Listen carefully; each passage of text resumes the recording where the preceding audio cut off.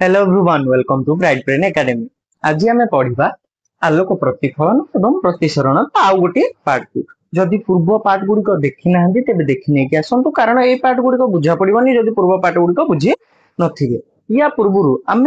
Concave mirror अवतल दर्पण आमे रश्मि गुड़िक केमिति आसुची ऑब्जेक्ट रु केमिति इमेज फॉर्मेशन होउची सब बुझी सारी थिले किंतु आज आम तार यूज जानिमा। यूज ऑफ कनकेव मिरर कहीं आम से गुटाक स्पेसिफिकाली ताकू यूज करिबा आउ काहाकू कहीं यूज करिबा। देखो कनकेव मिरर हमर साधारणतः यूज हुए गोटे जिनस को बड़ करके देखा या फोकस करने एथि ही यूज हुए। एटा को जगह यूज हुए देखो आम जो जाऊे दांत उपाड़ डेंटिस्ट माने सेटा को यूज करती कारण सेटा हमको दांतटा बड़ करके देखा यूज बाय डेंटिस्ट। ठीक अच्छे आउ कौन हुए आमर जो मिरर थाए जो सेलून रे मिरर थाए से हमको बड़ बड़ करके देखाए एवं हेडलैम्प बाइक रो जो हेडलैम्प थाए से थाए फल फोकस होगी बड़ होगी आमको खा जीव। ठीक है आमर सर्चिंग लैम्प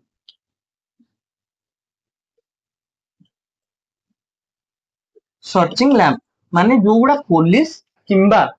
आमर सैन्य बाहिनी माने यूज करथांती सर्चिंग लैम्प जोटा कि बड़ फोकस करके लाइट टाकू पकेबो आमको भलरे देखा जीवो एया ही होए। आउ यूज हुए सोलार फर्नेस रे बा सौर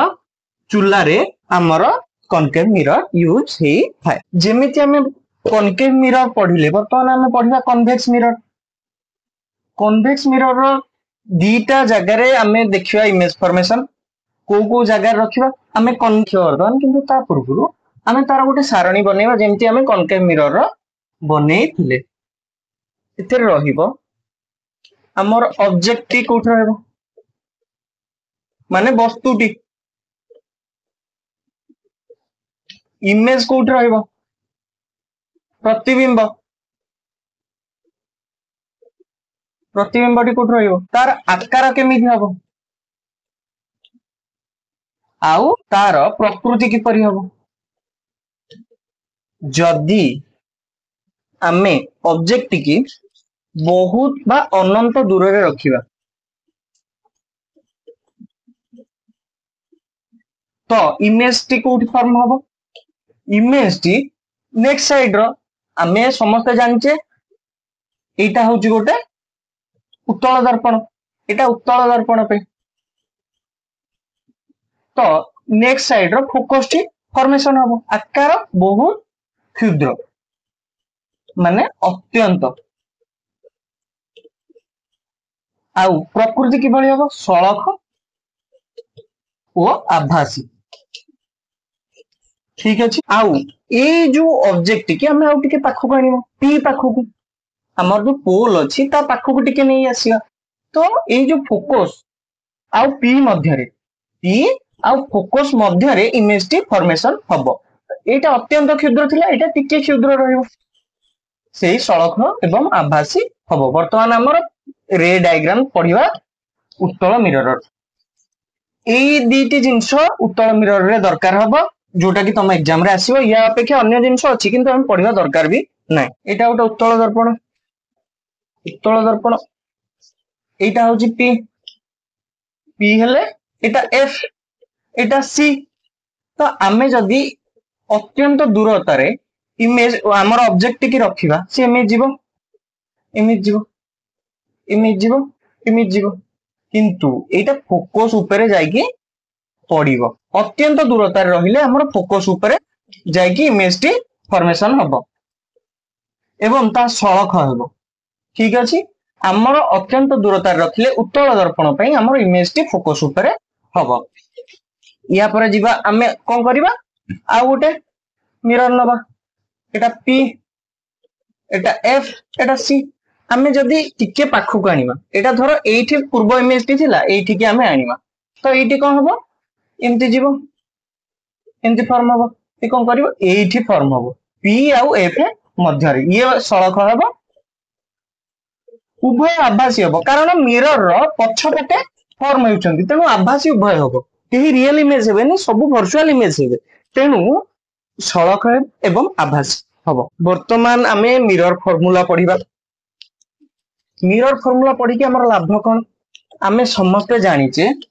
radius of curvature equal to 2f focus f equal to r by 2 ये फॉर्मूला समस्त माने अछि त हां तेनु आज हम पढ़िबा v कोन u कोन v होउची इमेज रो दूरता डिस्टेंस केते दूर रे इमेज टी फॉर्म हबो एटा कोन ऑब्जेक्ट रो डिस्टेंस यार फॉर्मूला टी केमते हो 1 by v plus 1 by u equal to 1 by f एटा होउची हमर मिरर फॉर्मूला बुझियला वर्तमान आमे आ गोटे जिंस पढ़िबा परिवर्धित माने एठी धर वस्तुटी अछि एठी के आले केते छोट हबो कि एठी के नेले केते बड़ हबो सेटा केमती पढ़िबा देखो height of image divided by height of object ठीक अछि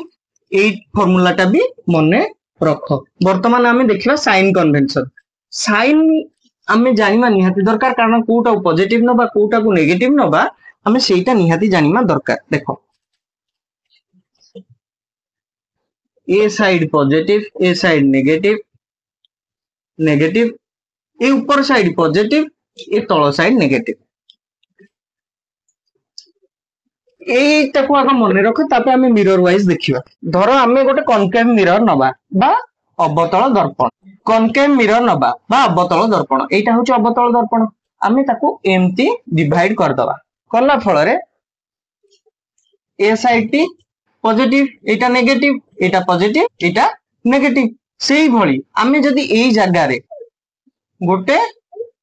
हमर कोन नबा उत्तल दर्पण नेई जिबा बुझिउजी तो एटा नेगेटिव एटा पॉजिटिव एटा नेगेटिव एटा एया ही हबो उत्तल एवं अवतल दर्पण रे आमे क्वेश्चन करबा एवं बुझिबा केमिति सेटा हबो गोटे जिंस छाडी जाईची यूज ऑफ कन्वेक्स मिरर हमर जो गाड़ी आईना सब लागे जोथरे आमे पछ गाड़ी की सब देखि पारे सेटा यूज बे बाइक मिरर सेइथिरे यूज है कन्वेक्स मिरर काहे कि सी सबु बेले सळख इमेज तयारी करि थाए सेति पई हमें ताकू यूज करता है ये सरी वाला वर्तमान हमें क्वेश्चन करके देखिबा हमर गोटे बाइक मिरर अछि बाइक मिरर जहार आर बा रेडियस ऑफ कर्वेचर 3 मीटर देइछि बाइक मिरर रे हमर कोन मिरर यूज है कन्वेक्स बा उत्तल दर्पण तो आउ तार कोन देइछि 5 मीटर देइछि u बा ऑब्जेक्ट डिस्टेंस तेबे v केते हबो हमें वर्तमान बाहर करबा हमर r देइछि माने हमर फोकस दरकार r इक्वल टू 3